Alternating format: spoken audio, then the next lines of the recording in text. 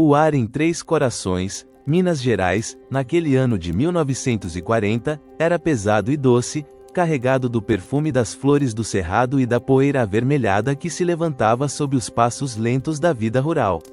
Em uma casinha modesta, de paredes caiadas e telhado de barro, onde o cheiro de café coado e pão caseiro se misturava à simplicidade da existência, veio ao mundo Edson Arantes do Nascimento. Era um dia como tantos outros, mas o choro daquele recém-nascido ecoou com uma promessa silenciosa, uma melodia que, anos mais tarde, seria ouvida por milhões. Dona Celeste Arantes, exausta mas radiante, embalava o pequeno com um carinho que transcendia as dificuldades. Seus olhos, que já tinham visto tanto da dureza da vida, agora refletiam uma esperança renovada. Ao seu lado, Dondinho, João Ramos do Nascimento, um homem de constituição forte e olhar sonhador, observava o filho com uma mistura de orgulho e uma pontada de melancolia. Ele, que um dia fora um promissor jogador de futebol, teve sua carreira tragicamente interrompida por uma lesão no joelho. Naquele berço improvisado, ele via não apenas um filho, mas talvez uma segunda chance, um eco distante dos próprios sonhos que a vida lhe havia roubado. A bola, para Dondinho, era mais que um esporte, era uma filosofia, uma paixão visceral que ele já intuía que passaria para o pequeno Edson. A infância em Três Corações foi breve, logo a família se mudou para Bauru, no interior de São Paulo, em busca de melhores oportunidades. Bauru era uma cidade em crescimento, mas para a família de Edson, a vida continuava a ser uma luta diária. As ruas de terra batida, as casas simples de madeira ou alvenaria sem acabamento, o sol inclemente que castigava a pele e levantava nuvens de pó a cada brisa. Era nesse cenário que Edson, ainda criança, encontrava seu refúgio e sua alegria. Com os pés descalços, calejados e sujos da terra que parecia grudar na pele, ele corria atrás de uma bola. Não uma bola de couro, de verdade, que era um luxo para poucos. A sua era uma bola de meia, cuidadosamente confeccionada por Dona Celeste com retalhos de pano e meias velhas, amarrada com barbante, irregular, mas perfeita para suas mãos e pés pequenos. O som que ela fazia ao ser chutada era abafado, um tampe suave que contrastava com a batida seca das bolas de verdade, mas em sua imaginação, era o som da glória. Dondinho, com a paciência de um mestre e a paixão de um pai, foi o primeiro treinador de Edson. Nas poucas horas de folga do trabalho, ele levava o filho para algum terreno baldio ou campo de várzea. Ali, sob o sol forte ou a luz branda do entardecer, Dondinho ensinava os fundamentos, como dominar a bola, como chutar com as duas pernas, a importância da visão de jogo. Ele falava sobre a disciplina, a dedicação, os sacrifícios que o futebol exigia. Cada lição era absorvida por Edson com uma sede insaciável. O menino não apenas ouvia, ele via, sentia, imitava. Seus olhos brilhavam com uma intensidade que Dondinho reconhecia, uma faísca que ele sabia ser rara. Dona Celeste, por sua vez, era o pilar silencioso. Enquanto Dondinho alimentava os sonhos, ela garantia que a realidade não os esmagasse. As roupas lavadas à mão no tanque, o cheiro de sabão de coco permeando o ar, a comida simples mas nutritiva na mesa, a preocupação constante com o futuro. Ela via o filho correndo pelas ruas, os joelhos esfolados, a camisa rasgada, e sentia um aperto no coração.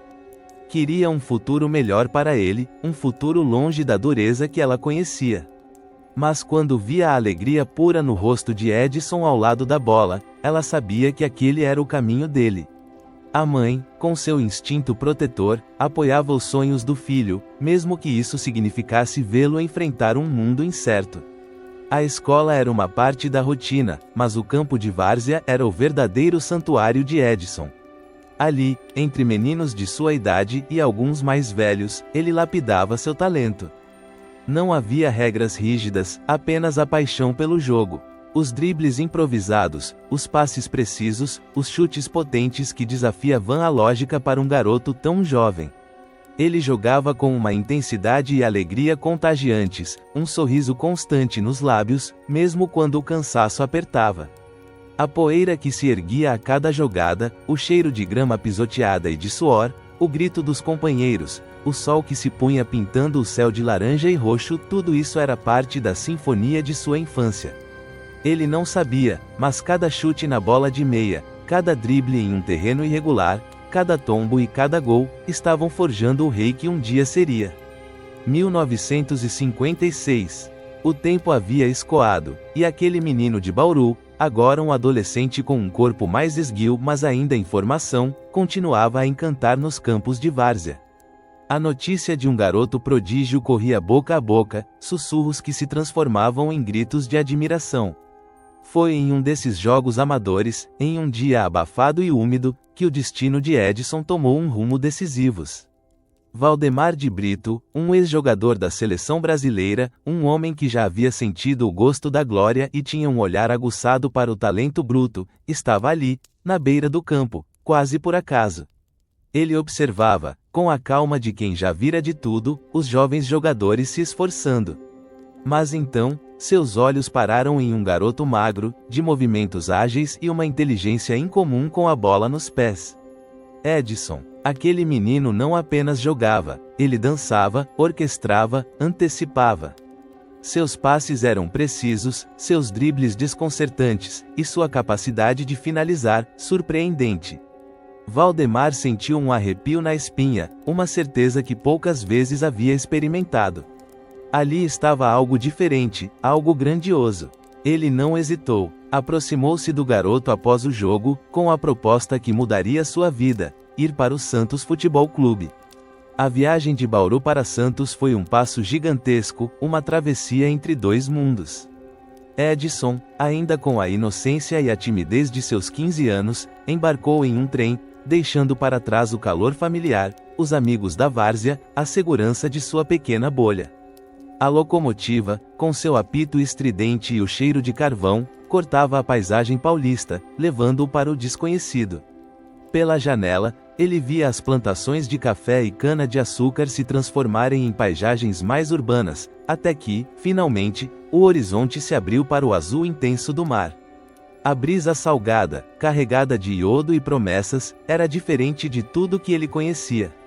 A chegada a Santos foi impactante. A cidade litorânea, com seus prédios altos, o porto movimentado, o cheiro constante de maresia, era um universo distante da simplicidade de Bauru.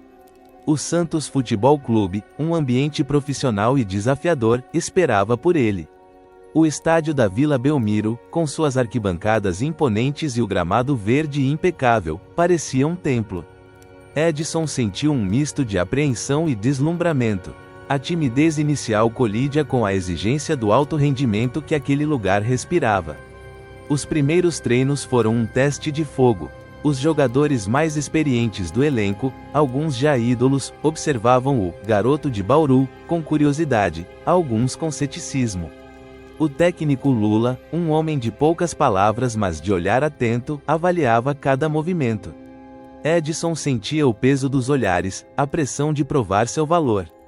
A saudade da família apertava, um nó na garganta que ele engolia a cada passe errado. Mas a confiança inabalável em seu talento, forjada em anos de várzea, o impulsionava.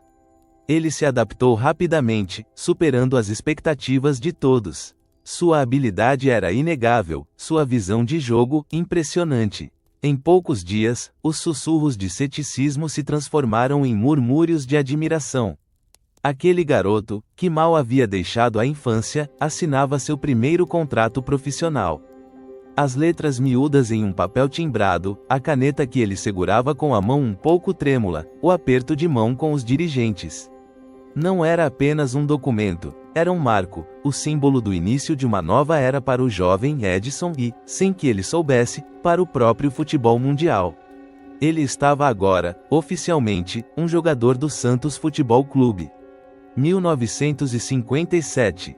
A brisa marítima de Santos parecia soprar um vento de mudança. Edson, agora conhecido como Pelé, um apelido que ele inicialmente detestava, mas que logo se tornaria sinônimo de excelência, estava prestes a escrever os primeiros capítulos de sua lenda. Em 7 de setembro, um dia de independência para o Brasil, ele conquistou sua própria liberdade no campo. A estreia como profissional pelo Santos, contra o Corinthians de Santo André, foi um momento de pura efervescência. O cheiro de grama recém-cortada, o burburinho da torcida que se adensava nas arquibancadas, a tensão pré-jogo que fazia seu coração bater mais forte. Ele entrou no segundo tempo, um garoto de 15 anos, quase 16, com a camisa 10 às costas. Aos 45 minutos daquela partida, o mundo testemunhou o surgimento de um fenômeno. O primeiro gol, um chute potente, certeiro, que estufou as redes e anunciou, com a força de um trovão, que um novo rei havia chegado. O grito da torcida, um misto de surpresa e delírio, ecoou por todo o estádio. O ascenso de Pelé no cenário nacional foi meteórico, quase inverossímil. Em questão de meses, ele deixou de ser uma promessa para se tornar um jogador indispensável. Sua presença em campo era magnética, seus movimentos, uma poesia em velocidade. Ele tinha uma rara combinação de força física, técnica apurada, inteligência tática e uma alegria contagiante ao jogar. A bola parecia obedecê-lo, colada aos seus pés, respondendo a cada comando com uma docilidade impressionante. O Campeonato Paulista daquele ano foi seu palco de consagração. Pelé, com apenas 17 anos incompletos, quebrou recordes e encantou a torcida com uma performance avassaladora.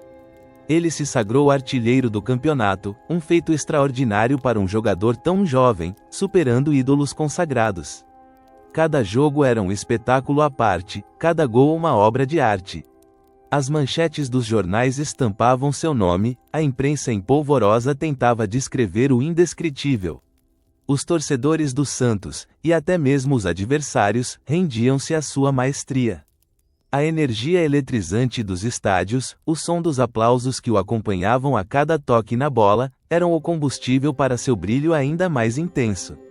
A notícia de sua convocação para a seleção brasileira, em 1957, para a Copa do Mundo da Suécia no ano seguinte, gerou um misto de ceticismo e esperança em um país ávido por um título mundial. Como um garoto tão novo poderia carregar a responsabilidade de uma nação inteira? A pressão era imensa, palpável no ar, mas Pelé, com sua exuberância juvenil e autoconfiança crescente, a transformou em combustível. Ele sabia o que era carregar sonhos, os seus e os de sua família. Agora, ele carregaria-os de um país inteiro. Ele estava consolidando seu lugar entre os grandes do futebol brasileiro, mas o mundo ainda não o conhecia. Isso estava prestes a mudar. 1958. A Copa do Mundo na Suécia. O Brasil, ainda traumatizado pela derrota em casa em 1950, buscava a redenção. A delegação brasileira desembarcou em um cenário de neve e frio, um contraste gritante com o calor tropical que deixaram para trás. A tensão pré-torneio era quase tão densa quanto a névoa matinal sueca. Pelé, o jovem prodígio, chegou com uma lesão no joelho, um revés que gerou grande preocupação na comissão técnica e levantou dúvidas sobre sua participação. A atmosfera era de drama e incerteza.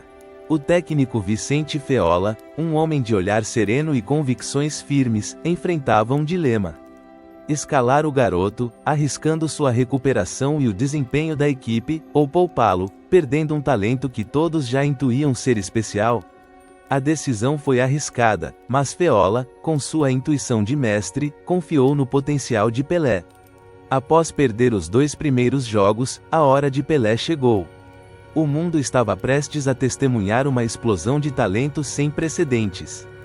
Contra o país de Gales, nas quartas de final, Pelé marcou o único gol da partida, um tento decisivo que selou a classificação do Brasil e aliviou a tensão. Era o primeiro gol dele em Copas, a faísca que acenderia um incêndio. Nas semifinais, contra a França, ele brilhou intensamente, marcando um hat-trick e liderando o Brasil a uma vitória esmagadora. Seus movimentos eram impossíveis de prever, sua velocidade, estonteante, sua capacidade de finalização, cirúrgica. O mundo começava a sussurrar seu nome. Mas foi na final, contra os anfitriões suecos, que Pelé cravou seu nome na história do futebol mundial com letras douradas. O estádio, com a torcida sueca em peso, era um caldeirão de emoções. O Brasil já vencia por 2-1, mas aos 10 minutos do segundo tempo, Pelé realizou uma jogada antológica. Ele recebeu a bola na área, de costas para o gol, dominou com o peito, aplicou um chapéu por sobre a cabeça de um defensor atônito, e, sem deixar a bola cair, emendou um voleio espetacular que balançou as redes. Um gol de pura magia, de uma inventividade que desafiava a gravidade e a lógica. O silêncio momentâneo da torcida, seguido por um rugido de espanto e admiração, foi a prova de que ele havia transcendido o esporte. O apito final. O Brasil era campeão do mundo pela primeira vez. Aquele momento foi uma montanha-russa de emoções para Pelé. A ansiedade da lesão, a pressão da estreia, e agora, a alegria indescritível da vitória. A imagem de Pelé, um garoto de 17 anos, chorando nos braços de Gilmar e Didi, seus companheiros mais velhos, é uma das mais icônicas da história do esporte. As lágrimas não eram de tristeza, mas de alívio, de realização, de gratidão. Era a redenção de um país, o nascimento de uma lenda global. O retorno triunfal ao Brasil foi uma festa sem fim. Milhões de pessoas se aglomeravam nas ruas, celebrando o primeiro título mundial e o rei, que acabara de ser coroado. Carros de bombeiros, desfiles, gritos de Pelé, Pelé. A euforia era palpável, o país inteiro em êxtase. Pelé, o menino de 3 corações e Bauru, agora era um ícone, transcendendo o esporte, um símbolo de esperança e orgulho para uma nação. Ele sentia o peso da glória, mas também uma profunda gratidão por ter vivido aquele sonho. De 1959 a 1966, Pelé não apenas consolidou sua posição como o maior jogador do mundo, ele elevou o Santos Futebol Clube a um patamar de invencibilidade e deslumbramento que encantou plateias ao redor do globo. Aquele período foi a era de ouro do Santos, um time que, sob a batuta de Pelé e a liderança do técnico Lula, jogava um futebol arte que parecia vir de outro planeta. As conquistas se sucediam em uma cadência impressionante: campeonatos brasileiros, taças Libertadores da América, mundiais de clubes. O Santos não apenas vencia, ele goleava, humilhava adversários, transformando cada partida em um espetáculo. Pelé, ao lado de craques como Coutinho, seu parceiro de ataque com quem tinha um entrosamento telepático, Pepe, Gilmar e tantos outros, formavam uma orquestra perfeita. Os estádios lotados, os olhares atentos do mundo voltados para o futebol espetacular do Santos, a sensação de pioneirismo e a expansão de uma lenda. As turnês internacionais do Santos se tornaram eventos de proporções épicas. O time viajava para todos os continentes, levando o futebol arte brasileiro a países distantes, muitos dos quais nunca haviam testemunhado tal maestria. Pelé, com sua aura de invencibilidade, atraía multidões aonde quer que fosse, transformando-se em um embaixador informal do Brasil. Os jogos de exibição eram mais do que simples partidas, eram encontros culturais, celebrações da beleza do esporte. O nome, Pelé, era pronunciado em dezenas de idiomas, um som universal que significava excelência e magia. A demanda por ver o rei em ação era tão grande que os contratos para essas turnês eram lucrativos e estratégicos. O Santos não visava apenas o aspecto financeiro, a promoção da imagem do clube e do Brasil era um objetivo igualmente importante. Em cada cidade, a chegada do time era recebida com histeria. Crianças, adultos, chefes de estado todos queriam um vislumbre do rei. Pelé sentia a alegria contagiante das multidões, a satisfação de viver o auge da carreira e a consciência do impacto global de seu talento. Ele era um farol, um símbolo de união e felicidade. O impacto cultural e social dessas viagens era imenso. Elas colocaram o Brasil e seu futebol em destaque no cenário mundial, desmistificando preconceitos e construindo pontes. Pelé se tornou sinônimo de excelência, um modelo para milhões de jovens sonhadores. Ele lidava com a exaustão da rotina de viagens, os fusos horários, a pressão constante de manter o alto nível de performance, mas a cada gol, a cada sorriso de uma criança na plateia, ele sentia que valia a pena. Sua confiança era inabalável, sua alegria, contagiante. Naqueles anos, enquanto o Santos acumulava troféus e Pelé se imortalizava, o mundo parecia girar em torno da magia da bola. Mas, em um canto distante da África, nuvens escuras começavam a se formar, e um conflito sangrento se anunciava. A imagem de Pelé, o rei do futebol, continuava a brilhar intensamente, preparando o terreno para eventos ainda maiores e mais simbólicos em sua carreira, eventos que iriam testar o verdadeiro poder do esporte. O ano de 1966 não trouxe apenas o brilho ofuscante do futebol de Pelé e dos Santos, mas também a sombra densa de uma tempestade iminente sobre a Nigéria, um país recém-independente que se via à beira do abismo. A complexa teia de rivalidades étnicas e religiosas, um legado intrincado de fronteiras coloniais e identidades forçadas, começava a se desfiar de maneira violenta. No norte, os Hausas Fulani, de maioria muçulmana, detinham um poder político significativo. No sudoeste, os Iorubás, mistos de cristãos e muçulmanos, buscavam seu espaço.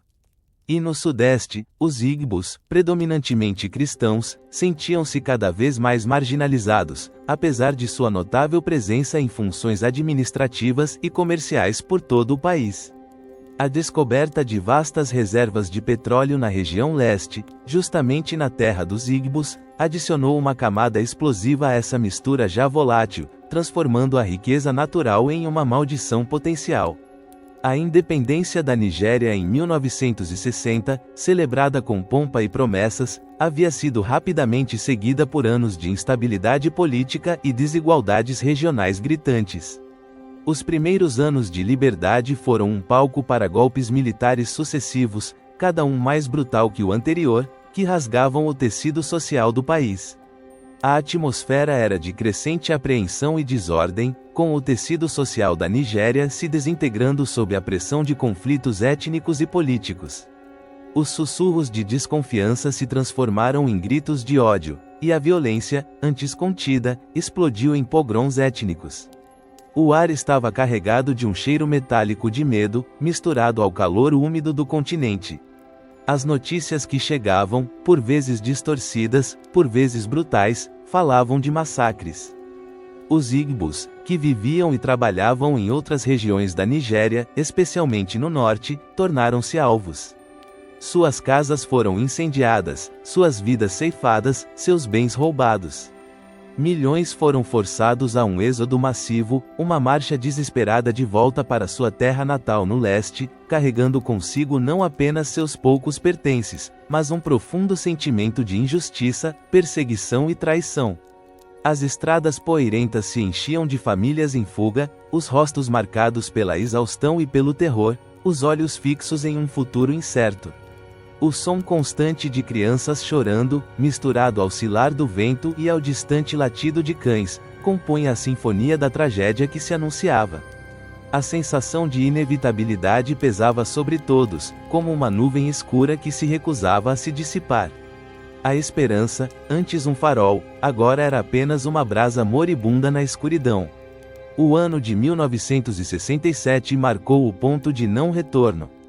Em resposta à perseguição e aos massacres sofridos, e sentindo-se irremediavelmente marginalizados e ameaçados dentro da Federação Nigeriana, os Igbos do leste deram um passo audacioso e desesperado.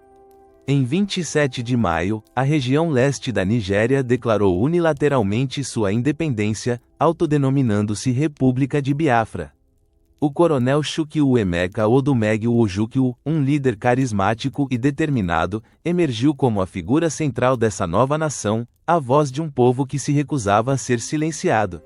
Seus discursos inflamados, transmitidos por rádios improvisados, ecoavam pelas vilas e cidades, alimentando a determinação ferrenha dos separatistas. A reação do governo federal nigeriano, liderado pelo general Yakubu Gowon, foi imediata e inflexível. A secessão foi considerada um ato de rebelião, uma afronta à unidade territorial conquistada com tanto custo. Gowon, com a indignação de quem via seu país fragmentar-se, declarou guerra. Não havia espaço para negociação, a unidade da Nigéria seria preservada a qualquer custo.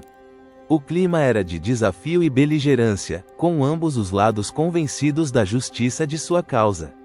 Os tambores de guerra, antes uma metáfora, agora ressoavam de fato, anunciando o início formal da Guerra Civil Nigeriana. Os primeiros confrontos armados foram brutais, testando a resiliência de soldados e civis.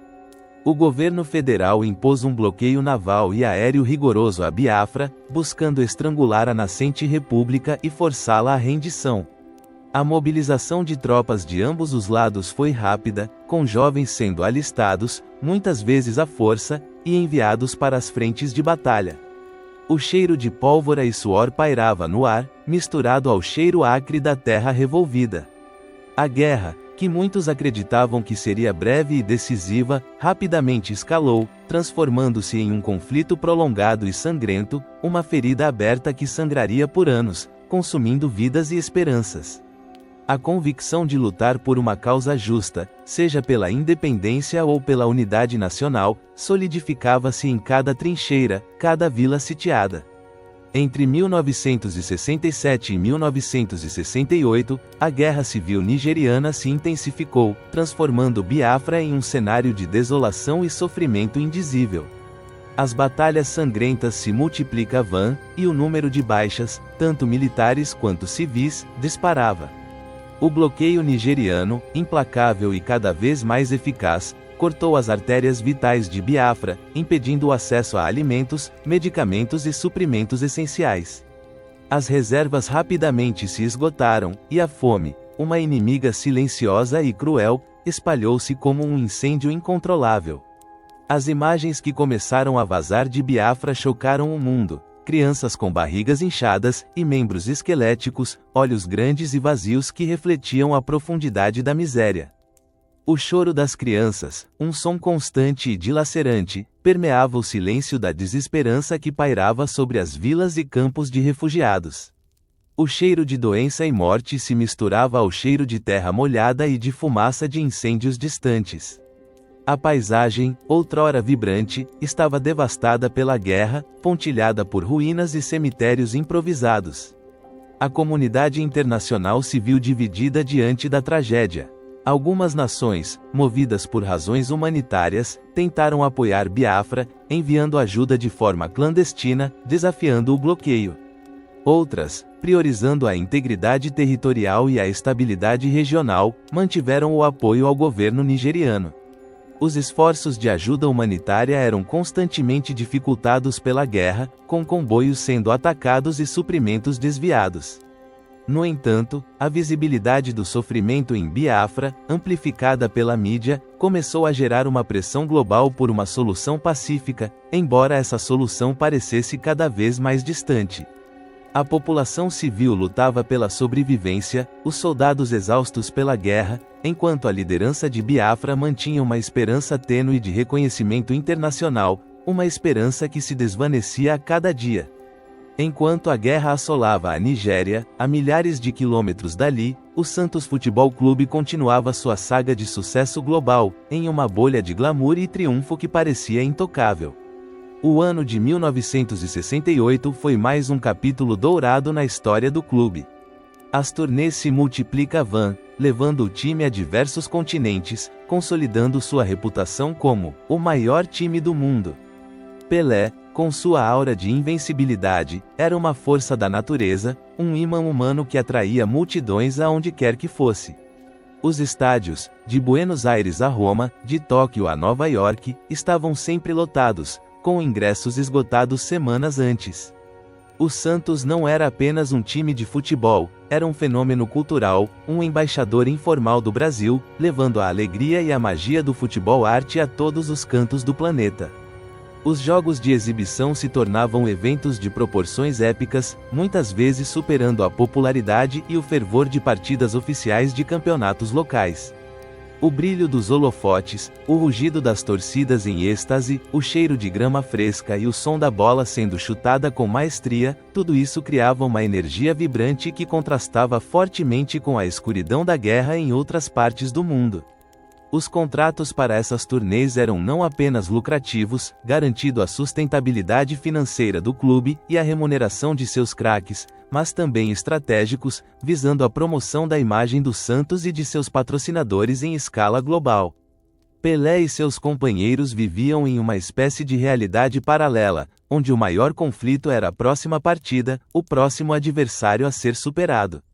Eles sentiam a confiança inabalável em seu talento, mas também a exaustão pela rotina incessante de viagens, pelos fusos horários e pela pressão de manter o alto nível de performance. A satisfação do reconhecimento global era imensa, mas a vida na estrada era desgastante. A notícia da guerra na Nigéria, embora distante, começava a permear os círculos internacionais e, por vezes, chegava aos ouvidos da delegação santista em meio a jornais estrangeiros ou conversas com diplomatas e promotores. Era uma sombra tênue, um ruído de fundo em sua bolha de glória. A complexidade dos conflitos distantes era algo que eles viam como algo alheio à sua missão principal. O foco principal dos Santos continuava sendo o espetáculo, a paixão pelo futebol e a perpetuação de sua lenda. A guerra era uma realidade para outros, não para eles, que viviam sob o sol dos aplausos e a euforia das vitórias. Ainda em 1968, enquanto o mundo assistia ao espetáculo dos Santos e o drama da Guerra de Biafra se desenrolava, as primeiras discussões e convites para o Santos Futebol Clube realizar uma turnê pela África começaram a surgir. Agentes e promotores, homens de visão e faro para o lucro, estavam cientes do poder de atração de Pelé, uma força que transcendia culturas e barreiras. Eles viam uma oportunidade de negócio gigantesca, mesmo em um continente marcado por instabilidade política e social. O exotismo da África atraía, mas a sombra da guerra na Nigéria gerava uma inegável preocupação. A ideia de levar o rei para a Nigéria, apesar da guerra civil em curso, ganhou força nos bastidores. O potencial de um espetáculo inesquecível, a chance de ver o maior jogador do mundo em solo africano, era um atrativo irresistível.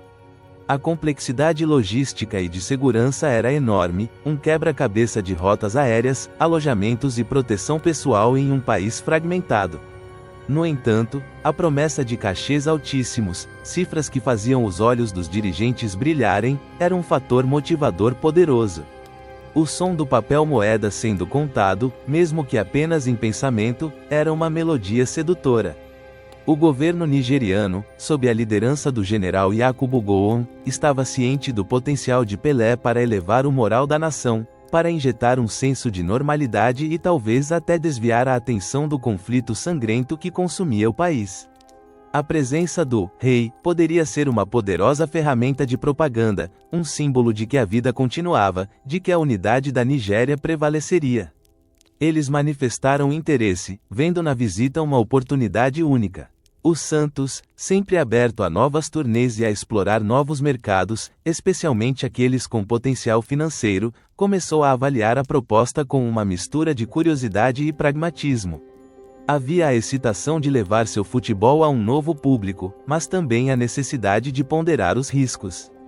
A diretoria se reuniu, mapas da África foram espalhados sobre mesas de carvalho polido, gráficos de custos e lucros foram analisados. A tensão da negociação era palpável, mas a promessa de um evento grandioso, algo sem precedentes, pairava no ar. Pelé, alheio aos detalhes das negociações, mantinha o foco no futebol, na próxima partida, no próximo treino. Mas a semente da lendária visita, aquela que pararia uma guerra, estava plantada, silenciosa e invisível, aguardando o momento de germinar em meio ao caos. A África aguardava, e com ela, um capítulo imortal na história do futebol e da humanidade. Fevereiro de 1969. O avião do Santos Futebol Clube cortava os céus africanos, rasgando o azul profundo com a promessa de um espetáculo. Não era uma viagem comum, nem uma turnê qualquer. O continente, com suas cores vibrantes e sua história milenar, esperava o rei, e a delegação santista sentia a gravidade e a excitação daquele momento. A primeira parada, em Gana, foi um prelúdio eletrizante. Mal o avião tocou a pista, uma onda humana irrompeu, rompendo as barreiras de segurança improvisadas. Multidões, vestidas em tecidos coloridos que pareciam ter absorvido a luz do sol, se aglomeravam, os olhos arregalados, os braços estendidos. O ar era espesso com o calor tropical, o cheiro de terra molhada e especiarias, e o som de cânticos e gritos de Pelé. Pelé era ensurdecedor, uma sinfonia tribal de adoração. Pelé, ao descer a escada do avião, sentiu o impacto daquela energia. Não era a histeria europeia, contida em limites de civilidade, era uma paixão crua, visceral, que vinha da alma. Seus olhos percorriam os rostos, vendo a alegria genuína, a esperança, a reverência. Ele acenava, um sorriso cansado mas sincero nos lábios, sentindo o peso e a honra de ser aquele que as pessoas queriam ver, tocar, celebrar. Os companheiros de time, como Gilmar, Coutinho e Pepe, também experimentavam a mesma mistura de deslumbramento e assombro. Eles estavam acostumados com a fama, com a adoração, mas a África tinha uma intensidade diferente, quase espiritual. A atmosfera de festa e adoração acompanhava a equipe por onde quer que fossem. Os estádios, mesmo os mais simples, estavam lotados até o último assento, e além, com pessoas penduradas em árvores e muros para ter um vislumbre. A imprensa local, em polvorosa, estampava fotos de Pelé em todas as capas, descrevendo seus movimentos como mágica, seus gols como milagres. A experiência de Pelé e dos jogadores com a cultura africana era rica e transformadora. Eles provavam novos sabores, ouviam ritmos que faziam o corpo se mover por si só, observavam a resiliência e a alegria de um povo que, apesar das dificuldades regionais e da pobreza, mantinha o espírito inquebrantável. Havia uma dignidade nos olhares, uma força silenciosa que os tocava profundamente. Os primeiros jogos da turnê, em Gana e em outras cidades africanas, foram exibições do futebol arte, que o Santos havia aperfeiçoado. Pelé, com sua maestria inigualável, fazia a bola dançar, marcava gols espetaculares e regia a orquestra santista com a leveza de um maestro. Cada drible, cada passe, cada chute era acompanhado por um coro de exclamações e aplausos. Eles estavam consolidando ainda mais sua fama, mas, por trás da alegria e da euforia, uma sombra se alongava. Notícias, sussurradas por diplomatas e promotores locais, de um conflito que consumia a Nigéria, começavam a se tornar mais concretas. A equipe estava se preparando para a etapa mais controversa e emblemática da viagem, um destino onde o brilho do futebol teria que enfrentar a escuridão da guerra. Havia um entusiasmo nos jogadores, uma curiosidade pela novidade, mas também uma crescente apreensão. A paixão que os cercava era inegável, mas a sensação de algo maior e mais perigoso se aproximando era palpável no ar, como o cheiro de uma tempestade iminente. Aterrissar em Lagos, Nigéria, foi como atravessar uma fronteira invisível para uma realidade mais sombria e complexa. A vibração e a euforia de Gana deram lugar a um ambiente de apreensão e dualidade que se infiltrava no ar. Embora Lagos, a capital, estivesse sob controle federal e tentasse ostentar uma fachada de normalidade, os ecos da guerra de Biafra eram inegáveis. A cidade, com seu porto movimentado e suas ruas cheias, não tinha o mesmo riso fácil, a mesma espontaneidade. As pessoas nas ruas pareciam mais contidas, os sorrisos, mais discretos, e os olhares, carregados de uma cautela que não se via nos outros países visitados. O cenário político e militar era tenso. A guerra de Biafra atingia um de seus pontos mais críticos, com combates intensos, alto número de baixas e a crise humanitária se agravando exponencialmente nas áreas sitiadas. Em Lagos, a presença militar era constante e visível. Soldados, com fardas impecáveis e fuzis em punho, patrulhavam as ruas, guardavam prédios públicos e estabeleciam postos de controle. O cheiro de diesel e fumaça de escapamento se misturava ao cheiro de maresia e de uma tensão indescritível. A delegação dos Santos, acostumada com a adoração desmedida, agora se via em meio a um cenário onde a segurança era uma preocupação primordial. Os carros que os transportavam eram escoltados por comboios militares, e os hotéis, barricados e vigiados. O general Yakubu Gowon, chefe de Estado da Nigéria, via a visita de Pelé como uma oportunidade de propaganda inestimável. Era a chance de mostrar ao mundo uma imagem de normalidade e controle, de que a Nigéria unida estava funcionando, mesmo em meio à guerra. Era um aceno de que a vida continuava, de que o país não estava completamente mergulhado no caos. Para a população, exausta pela guerra, as notícias diárias de mortes e fome eram esmagadoras.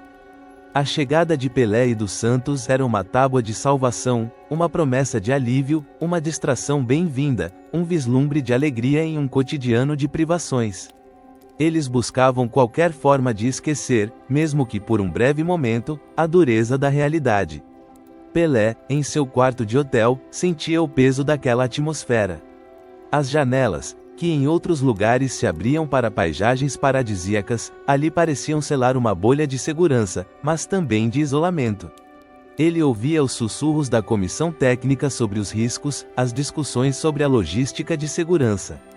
A imagem das crianças famintas de Biafra, que começava a ser veiculada pela imprensa internacional, pairava em sua mente.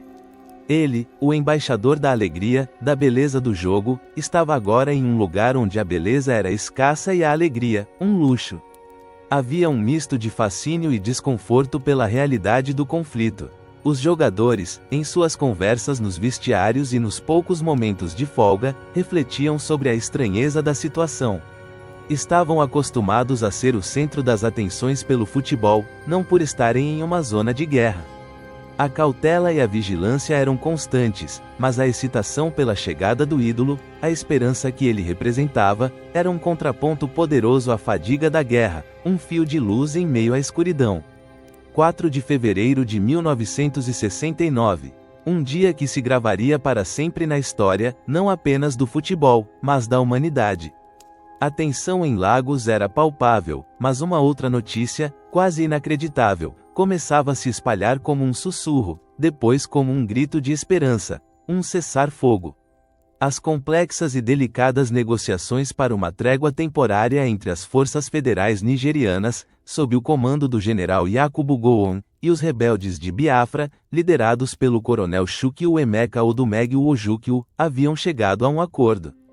Era um feito diplomático impensável, motivado pela iminente partida do Santos Futebol Clube em Benin City. Os dois líderes, inimigos ferrenhos, cujas ordens haviam levado à morte e à destruição, reconheceram, ainda que a contragosto, o poder unificador do futebol e o apelo universal de Pelé. Como poderiam negar a sua própria gente, exausta pela guerra, a rara oportunidade de esquecer, por algumas horas, o horror que os cercava?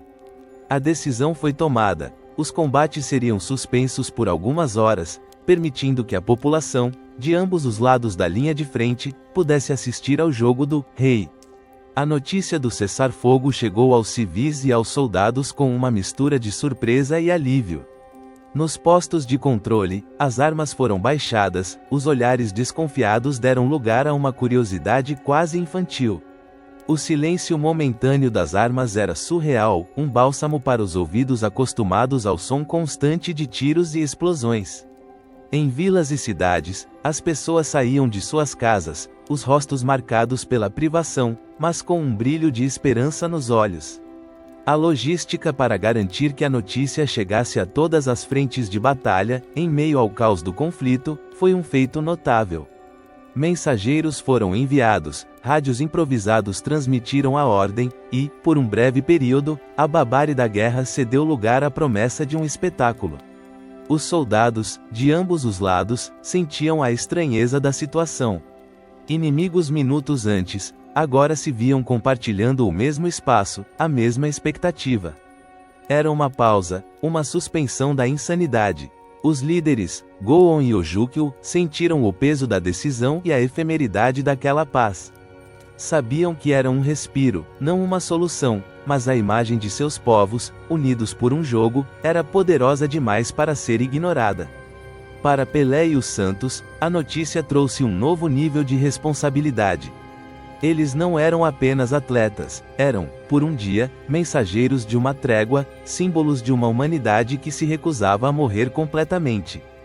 A tensão das negociações, a incerteza de cada momento, culminaram naquele alívio que se espalhava, um fio tênue de esperança em um tecido social esgarçado.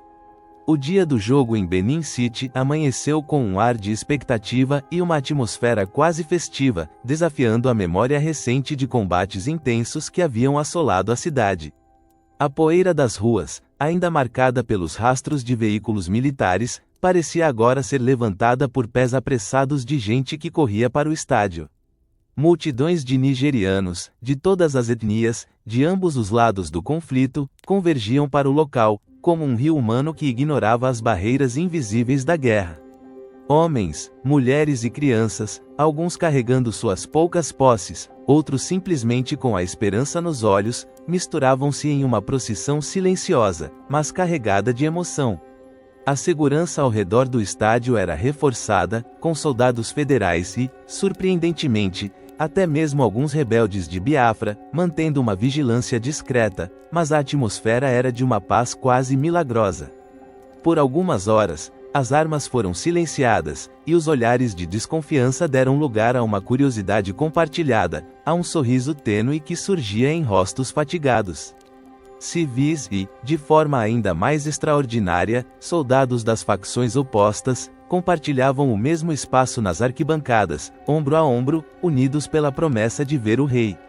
O estádio, embora simples, transformou-se em um palco de união, iluminado não apenas pelos refletores, mas pela esperança que brilhava nos olhos das pessoas. Quando Pelé entrou em campo, o delírio da torcida foi ensurdecedor. Um rugido coletivo, um grito primal que vinha de milhares de gargantas, ecoou pelo estádio e se espalhou pela cidade. Era um som que não se ouvia há muito tempo, um som de pura alegria, de euforia desmedida. Pelé, vestindo a camisa branca do Santos, sentiu a energia daquele momento. Ele acenou, e o aceno foi retribuído por uma onda de aplausos e vivas. A partida contra o Midwestern State Chi, um time local, começou. O Santos, com Pelé no comando, exibiu seu futebol de gala. Cada toque na bola, cada drible, cada passe era uma obra de arte. Pelé, com sua maestria habitual, marcou gols, encantando a todos com sua habilidade, sua visão de jogo e sua capacidade de transformar o impossível em rotina. Um gol de cabeça, um chute de fora da área, um drible que deixou 3 defensores para trás, cada movimento era celebrado com um entusiasmo que transcendia o esporte. Não era apenas um jogo, era um símbolo de unidade, de humanidade em meio à barbárie da guerra. Por 90 minutos, as divisões étnicas e políticas foram esquecidas. A fome, o medo, a dor, tudo isso cedeu lugar à magia da bola. A alegria e o êxtase da torcida eram palpáveis. Gritos de "gol" em português e em línguas locais se misturavam em um coro harmonioso. As pessoas se abraçavam, batiam palmas, dançavam nas arquibancadas. Era um carnaval de emoções, um raro momento de catarse coletiva. Pelé e os jogadores do Santos sentiram a responsabilidade e o poder de seu talento. Eles não estavam apenas jogando futebol, estavam oferecendo um refúgio, um vislumbre de paz, um lembrete de que a vida, apesar de tudo, ainda podia ser celebrada. Aquele jogo, naquele dia, não foi apenas uma partida de futebol, foi um ato de fé na capacidade humana de encontrar a união, mesmo nos lugares mais improváveis, mesmo nos momentos mais sombrios. O apito final em Benin City rompeu o encanto de forma abrupta, como um feitiço desfeito. O rugido de alegria da torcida, que preencheu o estádio por 90 minutos, foi substituído por um silêncio melancólico e pela pressa. Mal os jogadores haviam trocado cumprimentos com os adversários, a delegação do Santos já estava sendo rapidamente escoltada para fora da zona de conflito. A segurança, que durante o jogo parecia ter relaxado, agora era a principal preocupação, e os rostos dos militares voltaram a exibir a tensão habitual. O brilho dos refletores se apagou, e a noite, com seus ecos de guerra se aproximando novamente, engoliu a cidade. A saída do estádio foi um turbilhão de movimentos coordenados e apressados. Os jogadores, ainda suados e eufóricos pela performance, sentiram o peso da realidade retornar. Os sorrisos nos rostos dos torcedores, antes tão vibrantes, agora pareciam tingidos de uma tristeza inevitável. Eles sabiam que a trégua era efêmera, um oásis fugaz em um deserto de conflito. O comboio de veículos, protegido por soldados armados, acelerou pelas ruas escuras, deixando para trás a cidade que, por algumas horas, havia experimentado a paz. A cobertura da imprensa internacional foi imediata e avassaladora.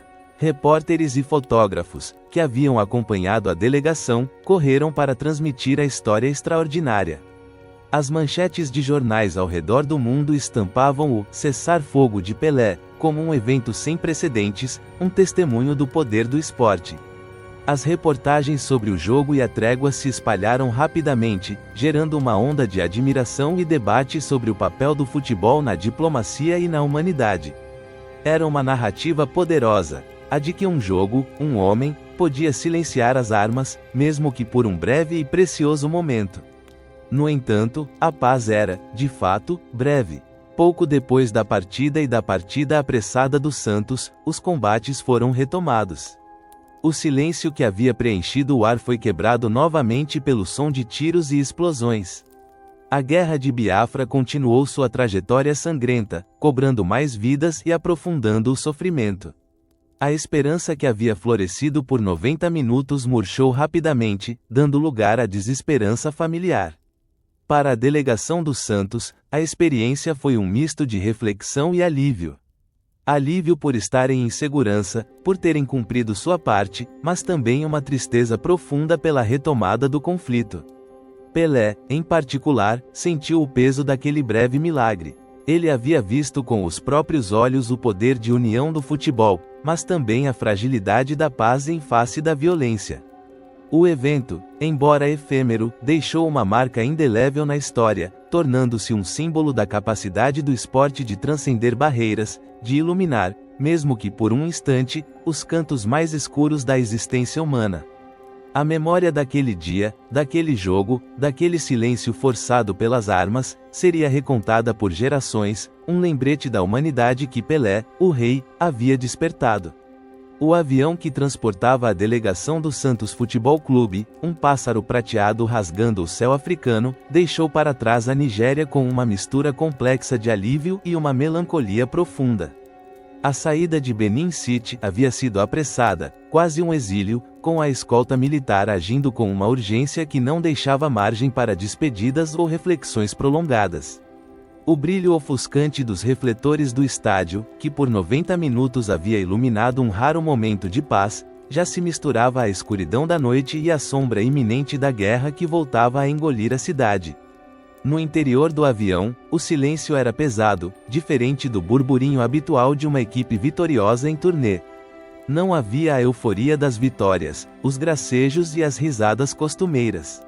Os jogadores, exaustos pela rotina incessante de viagens e pela intensidade emocional dos últimos dias, afundavam em seus assentos, os olhos fixos no horizonte escuro, ou simplesmente fechados, tentando processar o que haviam testemunhado.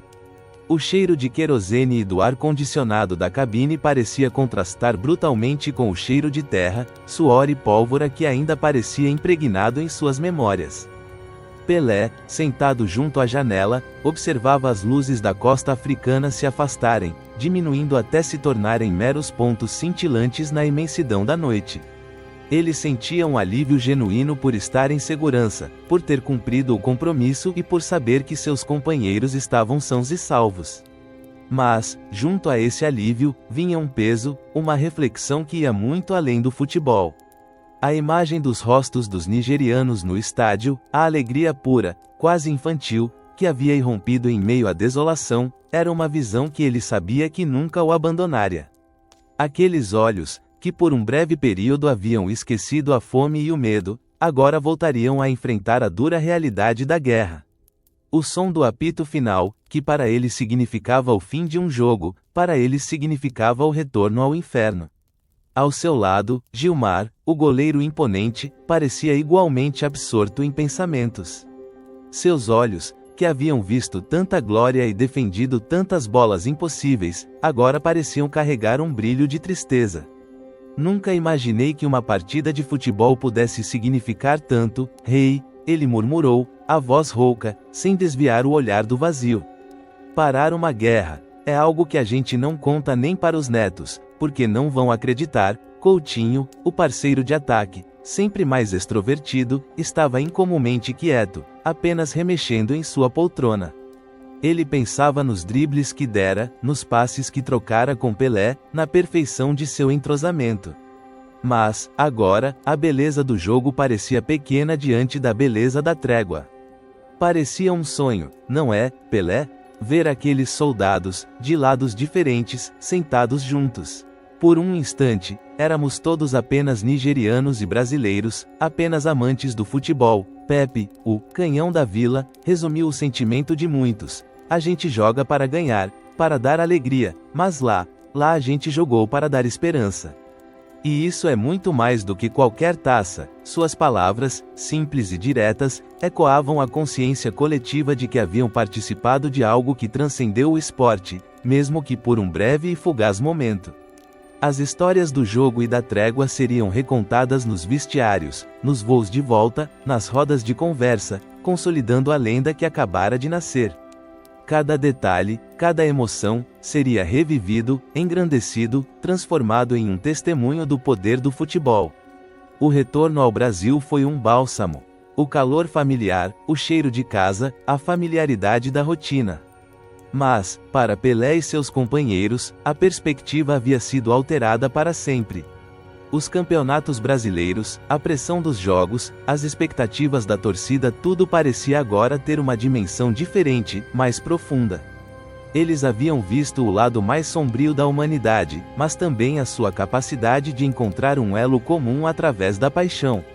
A África, com suas cores, seus sons e sua dor, havia deixado uma marca indelével em suas almas. Eles estavam de volta, mas não eram os mesmos. A notícia do cessar-fogo de Pelé não demorou a romper as fronteiras da Nigéria e explodir nos noticiários globais, ganhando uma repercussão internacional avassaladora. A mídia, sedenta por histórias que transcendessem a rotina de violência e conflito, agarrou-se ao evento com fascínio. Jornais de Londres a Nova York, de Paris a Tóquio, estampavam em suas manchetes a história extraordinária. O rei Pelé para uma guerra, futebol silencia armas em Biafra, o milagre de Benin City. Extensas reportagens, editoriais apaixonados e artigos de opinião aprofundados inundaram as páginas, destacando o poder quase mítico do esporte como um catalisador de paz e união. Comentaristas políticos, sociólogos e até líderes religiosos se debruçavam sobre o fenômeno, discutindo o impacto de figuras públicas como Pelé na diplomacia cultural e na capacidade de mobilizar emoções humanas em escala global. A história se tornou um ponto de referência, um estudo de caso sobre como o futebol, mais do que um simples jogo, podia ser uma linguagem universal, capaz de derrubar as mais intransponíveis barreiras. A imagem de Pelé, já elevada ao patamar de gênio do futebol, foi ainda mais glorificada, transformando-o em um símbolo de esperança e humanidade que transcendia os gramados. Ele não era mais apenas o rei do futebol, era o rei da paz, o embaixador de um ideal.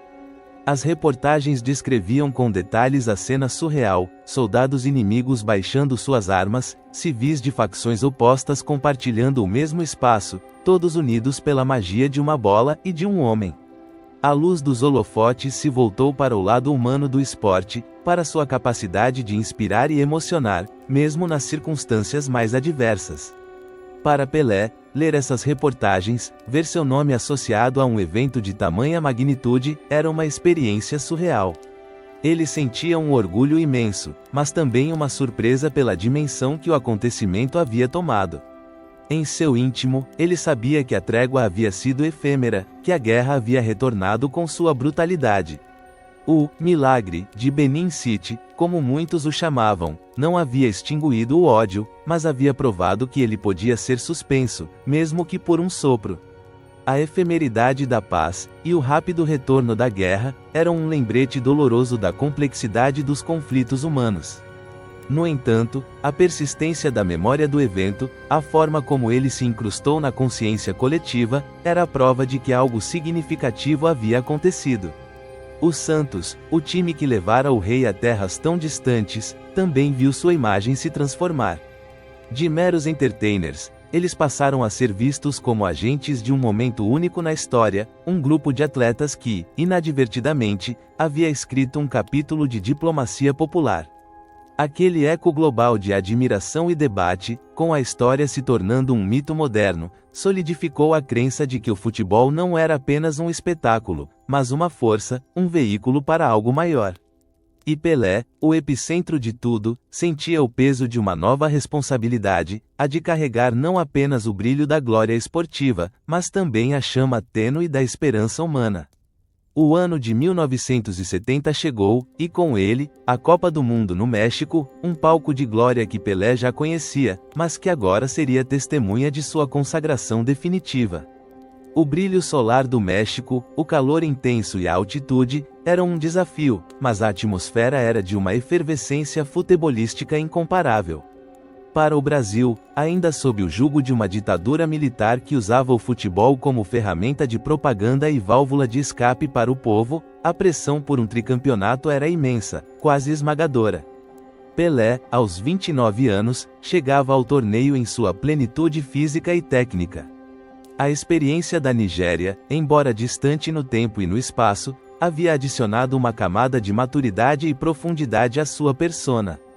Ele não era mais o garoto prodígio de 58, era um líder, um ícone, um homem que havia visto a capacidade do futebol de unir e de aliviar a dor. Essa consciência sutil, mas profunda, permeava sua atuação em campo. A seleção brasileira de 70 é, até hoje, considerada uma das maiores de todos os tempos. Com Pelé, Tostão, Rivelino, Gerson e Jairzinho, a equipe jogava um futebol ofensivo e mágico, o verdadeiro joga bonito, que encantava o mundo. Cada partida era um espetáculo de técnica apurada, improvisação genial e uma alegria contagiante. Os gols de Pelé eram obras de arte. O cabeceio contra a Tchecoslováquia que por pouco não entrou, o drible de corpo em Mazurkiewicz que virou lenda, o chute do meio-campo contra a Tchecoslováquia que quase virou gol, o gol de cabeça na final. Ele liderava não apenas com a bola nos pés, mas com sua presença, sua visão de jogo, sua capacidade de elevar o nível de todos ao seu redor. A final contra a Itália foi a apoteose. Um jogo que o Brasil dominou com maestria, vencendo por 4-1, a imagem de Pelé levantando a taça Jules Rimet pela terceira vez, consagrando-o definitivamente como o maior de todos, é um dos momentos mais icônicos da história do esporte. Nos ombros dos companheiros, o sorriso largo, as lágrimas de alegria se misturando ao suor e à poeira do campo. Aquele troféu não era apenas uma vitória esportiva, era a redenção de uma geração, um motivo de orgulho para uma nação oprimida. Enquanto a euforia se espalhava pelo Brasil, Pelé, em meio à celebração, não podia deixar de ter sua mente viajar brevemente para a África. A história de Biafra, embora não diretamente ligada ao torneio, era uma sombra na mente, um lembrete do poder e da fragilidade da União. Aquele triunfo, aquela alegria coletiva, era o que ele havia visto nos olhos dos nigerianos em Benin City, mas em uma escala diferente, sem o pano de fundo da guerra. Ele compreendia, agora mais do que nunca, que o futebol era capaz de tocar as almas, de oferecer um refúgio, de ser uma força para o bem. A vitória no México era a celebração da arte do futebol e da resiliência humana, e Pelé, o seu maior expoente, sentia a satisfação da consagração máxima, mas com uma maturidade e profundidade adquiridas pela experiência africana, que o acompanharia para sempre. A década de 1971 marcou o início de uma nova fase na vida de Pelé. Após a glória do tricampeonato mundial no México, ele anunciou sua aposentadoria da seleção brasileira em 1971, em um Maracanã lotado e emocionado. Mais tarde, em 1974, viria a despedida do Santos, o clube que o viu nascer para o mundo. Foram momentos de profunda emoção, de um adeus a uma era, mas sua influência global, longe de diminuir, só cresceu.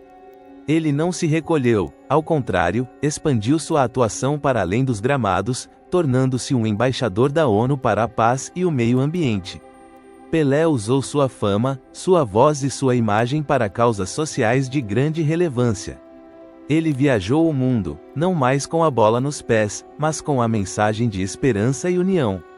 Suas palestras, seus encontros com líderes mundiais, suas visitas a comunidades carentes, tudo era um testemunho de seu compromisso com um bem maior.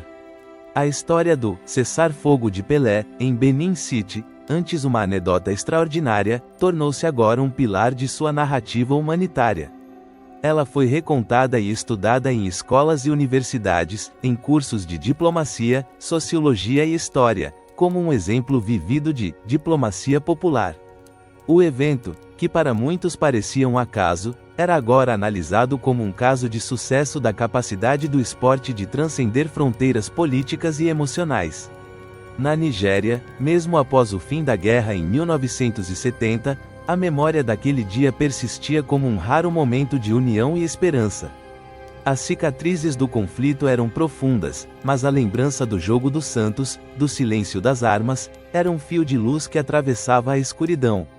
Muitos nigerianos, de ambos os lados, lembravam-se de Pelé não apenas como um jogador, o maior que já existiu, mas como alguém que havia trazido um breve, mas precioso, alívio à sua dor. Histórias eram contadas de pais para filhos, de como o rei do futebol havia parado a guerra, de como ele havia feito inimigos se sentarem lado a lado. Para Pelé, essa transição da glória esportiva para o ativismo social foi natural. A experiência na Nigéria havia cravado em sua alma a consciência do poder de sua plataforma. Ele sentia um senso de propósito renovado, uma satisfação profunda em usar sua visibilidade para o bem maior. A imagem de Pelé se transformava em um farol de esperança global, e o legado de um momento singular se perpetuava, ganhando novas camadas de significado a cada ano. Ele era a prova viva de que um talento extraordinário podia ser usado para algo mais do que troféus e aplausos. Podia ser usado para inspirar a paz, para educar, para unir. A consciência da imortalidade de seu legado, agora não apenas como atleta, mas como humanitário, era um motor para sua incansável jornada. Hoje, a memória de Pelé e do cessar-fogo de Biafra se mantém viva, ressoando através do tempo como uma das histórias mais emblemáticas do futebol e da própria humanidade. O legado de Pelé como o rei é inquestionável, cravado em pedra, um panteão de glórias e recordes que talvez nunca seja superado.